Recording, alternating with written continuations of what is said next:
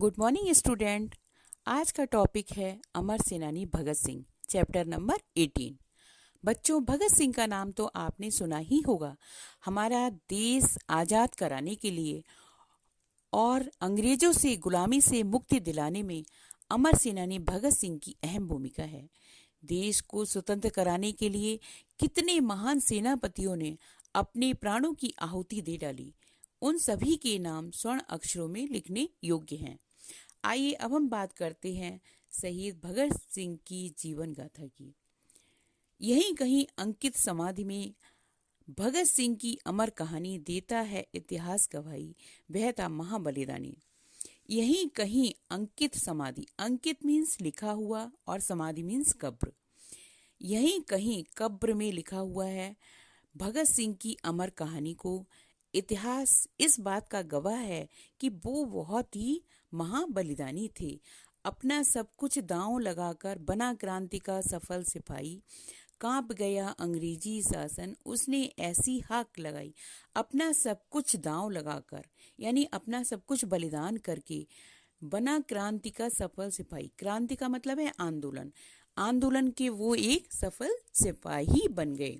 कांप गया अंग्रेजी शासन, और जो अंग्रेज लोग थे, अंग्रेजी सत्ता थी, वो सब उनकी आवाज को सुनकर के कांप गए थे। उसने संयम और साहस का पाठ पढ़ा स्वयं पिता से, सुनी क्रांति की अनगिन लोरी, झूले पर ही दादी से। उसने संयम का मतलब है यहाँ पे नियंत्रण।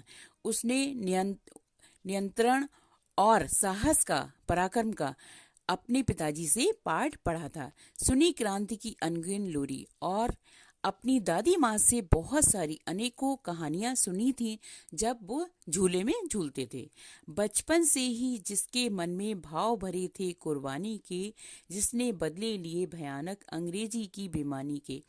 उनके मन में बचपन से ही कुर्बानी यानी बलिदानी के भाव भरे हुए थे, जिसने बदले लिए भयानक अंग्रेजों की बेईमानी के। और उन्होंने, जो अंग्रेजों लोगों ने उनसे बेईमानी की थी हमारे देश के प्रति, उनसे अन्याय किया था, उनसे उन्होंने अनेकों बदले लिए। इनकलाब जिनका नारा था, आज़ादी थी जिसको प्यारी, मरते दम तक रहा गुंजाता, जय जय से ये धरती सारी।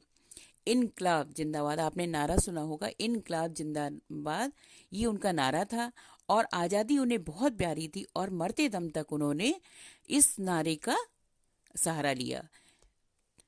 अंग्रेजों का दर्प चूर चूर जब तक जिया, रहा स्वाभिमानी था, स्वयं मौत को हंसते हंसते वरण किया, ऐसा था मानी। अंग्रेजों का दर्प का मतलब है घमंड। अंग्रेजों की घमंड को उन्होंने चूर चूर कर दिया था। जब तक जिया रहा स्वाभिमानी, जब तक वो जिंदा रहे, उस स्वाभिमान से अपने जीते रहे। स्वयं भी मौत को हंसते हंसते वरण किया, ऐसा था मानी। वरण किया का मतलब है स्वीकार करना। तो उन्होंने अपनी मौत को हंसते हंसते ही स्वीकार कर लिया था। आपको ये पता होगा, उनको फांसी दी गई थी जब उन्होंने गोली मार दी थी, तो इसलिए उनको फांसी दी गई थी। क्रांति वीर था सच्चा सैनिक, भय का उसमें नाम नहीं था, संघर्षों में यौवन बीता, क्षण भर का आराम नहीं था। वो एक क्रांति वीर थे और सच्चे सैनिक थे, उनमें बिल्कुल भी भय का नाम नहीं था। और संघर्षों में यौवन बीता, उन्होंने संघर्षों में ही, यौवन का मतलब है जवानी, जो उनकी जवानी थी वो संघर्षों में ही बीत गई। क्षण भर का भी आराम नहीं था, उनको एक पल भी आराम नहीं था। अमर शहीदों की समाधि को माथ नवाते आए हैं हम, जिनके उनके बलिदानों को सदैव शीश झुकाते आए हैं हम।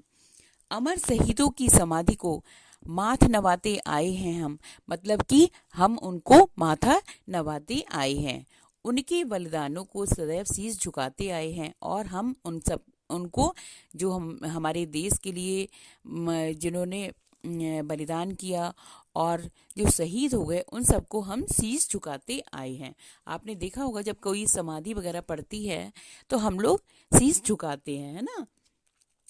तो बच्चों, इस पाठ से हमें क्या संदेश मिलता है कि मातृभूमि पर प्राण निछावर करने वालों का नाम अमर हो जाता है।